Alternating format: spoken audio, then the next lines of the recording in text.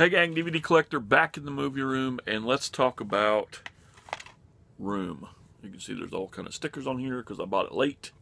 Wasn't really too interested in it at first. I know it had a lot of nominations and things like that,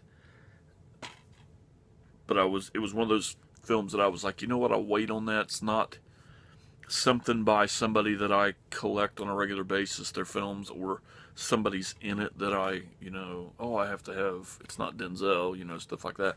So I put it off and bought it used and ended up being really happy with this. Brie Larson brings this whole film together. Her portrayal of this mother stuck in this room is just wonderful. She goes from, I don't know how to talk about this film without giving it away. Most everybody has seen this, so right now I'm going to go ahead and tell you this is a little bit of spoiler. I will not ruin the ending. I will not say, anything about that.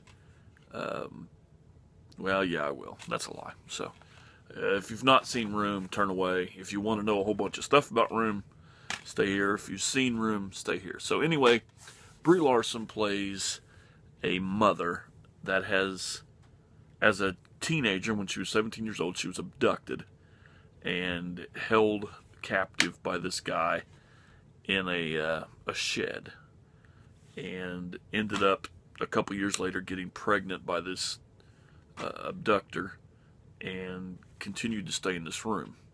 She had her son, Jack, who is a wonderful, wonderful little actor. And this film starts about when Jack's 5 years old. All right, everything, he is so out of touch with everything because he's lived in this room for 5 years that everything has a name. All right, the place where they live is just called a room. He refers to it as Room. I want to go back to Room. This is Room. He said, like, when he goes around, he says good night sink, good night toilet. Kind of like, they're not inanimate objects. They're part of his everyday life, so maybe they have some kind of a personality to him. And he's stuck in his room, and that's all he has. This guy comes once a week, drops groceries off. He comes just about any time he wants, messes around with the mom, obviously trying to give Jack a brother. But, yeah, it's kind of a sick story at this point. There's so much happiness between the mother and Jack that it's not really, you don't really feel tragic about this until after everything kind of cools down a little bit. The love between these two is just fantastic. These two characters together blend so well. They have a regular life in this little tiny room. I mean, they get angry at each other. They love on each other. She teaches him how to read. He thinks the real world outside is actually television. Everything that's on television is what they call the real world. She's kind of coddled him from that. The only light they have besides their little lamp is a sunlight, skylight that lets them see the sun. And that's what Jack thinks he's got. And finally, she's had enough, and it's time to break out of this fucking place. So they hatch a couple schemes that don't work. She's obviously tried in the past. The last scheme works. They get out, they get help, she's saved, and that's when the real drama starts happening. We have Jack is trying to settle into life. He doesn't know what this is. He's really drawn back. He doesn't know what, anything is, or he doesn't know anybody but his mother. I mean, everything is new to Jack. It's like just waking up one day and you don't know what anything is. All right, you know what simple things are. You know what a toilet is. You know what a TV is. You know what a bed is. But everything else is new. You know, the only way he knows about this stuff is television. And Brie Larson,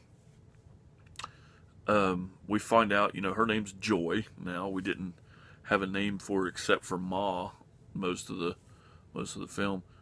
She is totally disconnected. Her parents are divorced. She's trying to cope with the real world in the 7 years that she's lost while everybody else just went by living.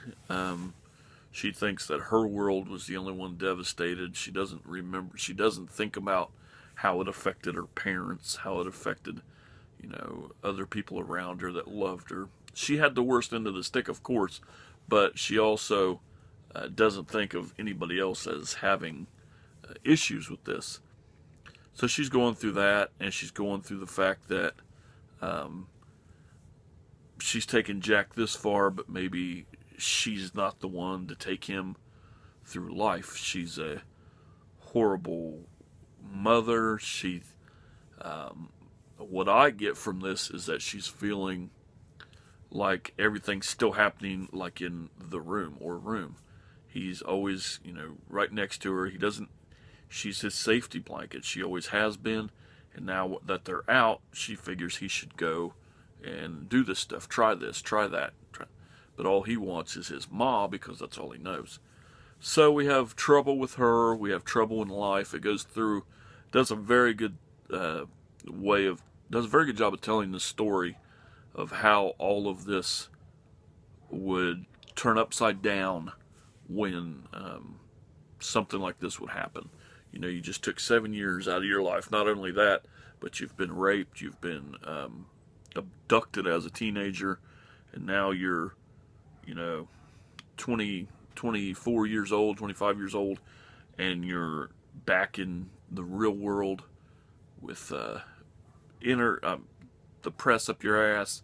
You know, got to worry about Jack because he has probably has no immune system because he's never had germs. You have to deal with the mom's psyche. You know, she's now being talked to by other people than Jack. She's living in an adult world. I mean, there's just so much thing probably, you know, going on at one time in this drama that you really do feel for her and Jack. And it's probably, had I seen this in 2016, it would have been on my list of favorite films of 2016. It is an amazing film. I recommend it to everybody. It is, I mean, it's just one of the best dramas that I've seen in a long time. So if you haven't seen Room, go ahead and try to watch it somewhere. Pick it up. It's worth a buy. I know I'll be watching it a second time just for total enjoyment, because the first time I usually watch stuff, I try to, you know, I'm paying attention to that character and that character, try to relate with the story. And the second time I usually just watch, you know, we're just watching a film. I'm really bad about that. So anyway, if you haven't seen Room, like I said, pick it up. Go ahead and watch it. Find it wherever you can find it to watch it. And let me know what you think of it. If you have seen Room, let me know your thoughts. Let me know if we kind of have the same feeling about this, or maybe we're totally different. So that's it. Till next time. Later.